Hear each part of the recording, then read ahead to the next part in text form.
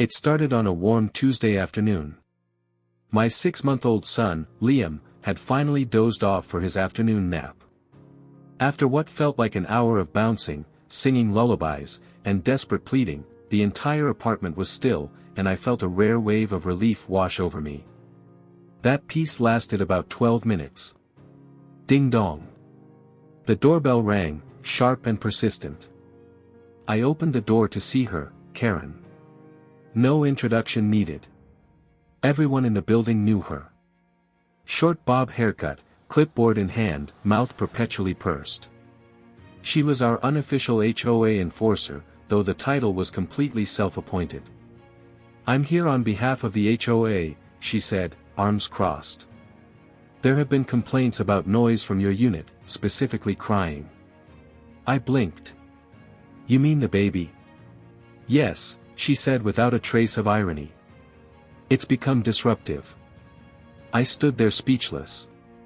Liam was 6 months old. He cried, sure, but it wasn't constant, and we always tried to keep things quiet. I explained as much, but she cut me off. "I've already filed a formal complaint," she said, handing me a folded paper. "Noise ordinances apply to everyone, baby or not." I stood frozen as she turned and marched off. Was this really happening? Filing a noise complaint about a baby? Over the next few days, things escalated. I got an email from the HOA about Karen's complaint, citing the community's quiet hours policy and repeated disturbances. They mentioned potential fines. I was furious but unsure what to do.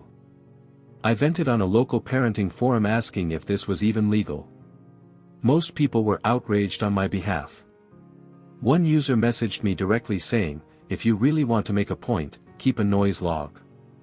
Not just yours, hers, too." And that's when I had an idea. Karen had 2 yappy little dogs, fluffy, barky, and completely untrained.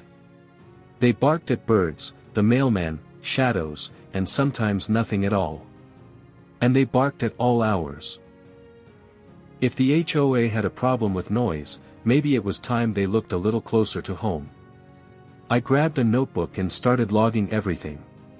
8:12 a.m. dogs barking at someone walking by. 12:44 p.m. barking at a leaf blowing past. 2:05 p.m. continuous barking for over 10 minutes. I even downloaded a decibel meter app. By the end of the week, I had pages of notes, timestamps, decibel levels, video recordings. If they wanted a noise war, I'd give them one. But this wasn't just about revenge. It was about fairness. Because if a baby crying twice a day was too much, then 2 dogs barking at everything that moved certainly wasn't okay either. And I was just getting started. By the time Sunday rolled around, I had a full log of Karen's dogs. Barking at everything from passing squirrels to distant sirens. My phone's voice memos were filled with yips, yaps, and growls, each one labeled with the time and date. I'd even caught a few gems where the dogs barked non-stop for over 15 minutes while she was out, likely oblivious to the fact that her precious pooches were acting like the neighborhood alarm system. But I wasn't just collecting noise. Oh no, I'd done my homework. HOA Rule 6.3.1, all residents are expected to maintain peaceful community standards, including controlling pet noise, especially during quiet hours. 8 p.m. to 8 a.m. Karen's dogs broke that rule daily. The irony was delicious. On Monday, I submitted a full formal complaint to the HOA board. I attached the audio recordings, the decibel readings, video snippets showing Karen's dogs barking through the fence at children, and my neatly written logs with timestamps. I highlighted each instance that fell within quiet hours. The response came faster than I expected. By Wednesday, I received a follow-up email from the HOA secretary. It was short and formal, "Thank you for bringing this to our attention. We have reviewed the material submitted and will address this issue promptly in accordance with HOA bylaws." I couldn't help but grin. Thursday morning, I got to witness karma firsthand. Karen was in the courtyard with her clipboard, talking to another resident about someone's untrimmed hedges. That's when Mr. Nelson from the HOA board approached her, papers in hand. I couldn't hear the conversation clearly from my balcony, but I didn't need to. Her facial expression said everything. Confusion, then shock, then indignation. She pointed toward my building, likely trying to explain or deflect, but Mr. Nelson didn't seem impressed. Later that day, an official notice was posted on the community board, notice to residents, effective immediately. Resident Karen Matthews is required to mitigate excessive pet noise from Unit 3A's balcony and yard space. Failure to comply will result in escalating fines. HOA board. It was all I could do not to burst out laughing. Karen didn't take it well. That evening, she glared at me through her blinds like I was the devil incarnate. The best part? Liam had fallen asleep on my chest, snoring softly. No crying, no complaints. The dogs, on the other hand, were now silent, probably kennelled inside. The silence was blissful, but I had a feeling this wasn't over. Karen didn't seem like the type to go down without a fight. And sure enough, she had something planned. By the weekend, it was clear that Karen had declared war. The dogs were quiet, sure, but Karen herself had become noticeably louder. She made it a point to talk outside on speakerphone, loudly sigh whenever she passed by my window, and mutter passive-aggressive gems like, "Some people can't handle a little noise in a community." Whenever I walked by with the stroller, I ignored it at first. Let her have her tantrum, but she escalated. One afternoon, I stepped outside to find a printed sign taped to my door. In all caps, it read, "Please consider others. Control excessive noise from children. Not everyone enjoys crying." I stood there, stunned. She'd taken it public now. My husband, Jason, tore it down the moment he saw it and said, "That's it. We're not letting this woman bully us." And I agreed. She'd crossed a line. I emailed the HOA with a photo of the sign. They responded saying they'd look into it, but didn't offer anything concrete. It wasn't enough. So, we decided to hit back where it really hurt. The next HOA meeting was open to residents, and I'd never attended one before. But this time, I made sure to be there. I brought everything: the original complaint against my baby, the noise logs on Karen's dogs, the HOA's own notice against her, and a printed photo of the sign she'd posted on my door. Jason watched Liam at home while I sat in that folding chair with a quiet fire in my chest. Karen was there, too, naturally, seated in the front row like the queen of the HOA. When the open floor portion arrived, I raised my hand. "Hi, I'm Emily from Unit 2B, I began. "A few weeks ago, a noise complaint was filed against me, specifically against my infant son." I saw a few surprised faces. I understand and respect our community rules. But when I responded with evidence that another resident's pets were repeatedly violating the same rules, often more severely, only then did the board take action. And since then, that same resident has retaliated, including putting an aggressive note on my door. There was a brief silence. Mr. Nelson looked uncomfortable. Karen looked furious. I held up the sign. This was posted publicly. This isn't about noise anymore. It's harassment. Now the murmurs started. Someone in the back muttered, "Isn't that the dog lady?"